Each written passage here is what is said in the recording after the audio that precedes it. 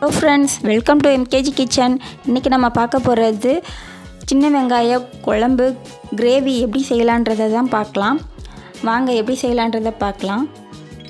அதுக்கு ஒரு கடாயை வச்சுக்கோங்க. கடாய் சூடானதுக்கப்புறமா நல்லெண்ணெய் விட்டு கடுகு உளுந்து போட்டு பொரிச்சிக்கலாம். இது நல்லா பொரிஞ்சு வந்ததுக்கப்புறமா வெந்தயம் சேர்த்துக்கலாம். வெந்தயமும் பொரிஞ்சு வந்ததுக்கப்புறமா நம்ம பொடியாக நறுக்கி வச்ச சின்ன வெங்காயம், பூண்டு, கருவேப்பிலை இது எல்லாத்தையும் சேர்த்து நல்லா வதக்கிக்கலாம். இது கூடவே முழுசாக உரிச்ச வெங்காயத்தையும் சேர்த்துக்கலாம். இதுக்கு தேவையான அளவு உப்பு சேர்த்து நல்லா கண்ணாடி பதத்துக்கு வதக்கி எடுங்க.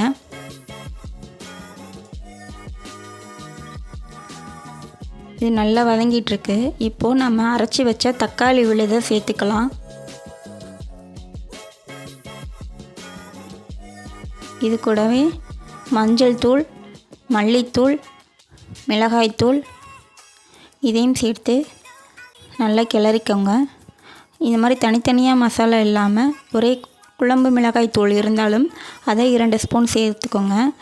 குழம்பு நல்லா திக்காக வரும். இப்போ இதுக்கு தேவையான அளவு உப்பு சேர்த்துக்கலாம். இதையும் நல்லா கிளறி விடுங்க. இப்போ இந்த மாதிரி ஒரு நிமிஷம் விடுங்க. நல்லா எண்ணெய் திரிஞ்சு வருது பாருங்கள். அப்புறம் இதுக்கு தேவையான அளவு தண்ணி விட்டுக்கலாம். இதை நல்லா கொதிக்க விடுங்க. இந்த டைமில் நம்ம புளிக்கரைசல் கூட சேர்த்துக்கலாம். நான் தக்காளி அரைச்சி ஊற்றுனனால எனக்கு தேவையான புளிப்பு அதுவே போதும். நீங்கள் வேணும்னா புளிக்கரைசல் சேர்த்தாலும் குழம்பு நன்றாக இருக்கும். அப்படி புளி வேண்டான்னு நினைக்கிறவங்க தக்காளியை கூட எக்ஸ்ட்ரா 2 போட்டு இந்த மாதிரி அரைச்சி விழுதாக சேர்த்துக்கோங்க. இந்த மாதிரி குழம்பு கொதித்து வர டைமில் கஸ்தூரி மேத்தியும் சேர்த்துக்கலாம். இது ஒரு 2 நிமிஷம் அப்படியே மூடி போட்டு வச்சுடுங்க. நல்லா கொதிக்கட்டும் குழம்பு. இதுக்கப்புறமா நல்லா தண்ணி சுண்டு வந்துடுச்சு. நம்மளுக்கு ஒரு கிரேவி பதத்திற்கு வந்துடுச்சு. இது ஆறுனதுக்கப்புறம் இன்னும் நல்லா திக்கு கொடுக்கும்.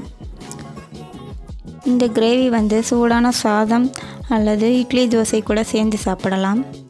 நல்லா சுவையாக இருக்கும்.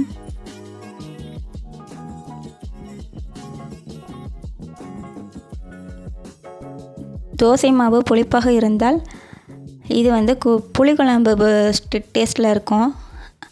அதனால் புளிக்காத மாவாக இருந்தால் இன்னும் நல்லாயிருக்கும். ஆனால் சாதத்து கூட சாப்பிடும்போது டேஸ்ட்டு அருமையாக இருக்கும். நீங்களும் இதே மாதிரி செஞ்சு பாருங்கள். குழம்பு நல்லா ஆறுனதுக்கப்புறம் நல்ல திக்கான கிரேவி பதத்திற்கு சூப்பராக வரும்.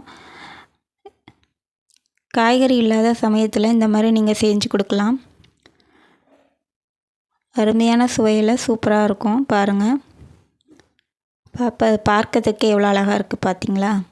நீங்களும் இதே மாதிரி செஞ்சு பாருங்கள். தேங்க்ஸ் ஃபார் வாட்சிங்.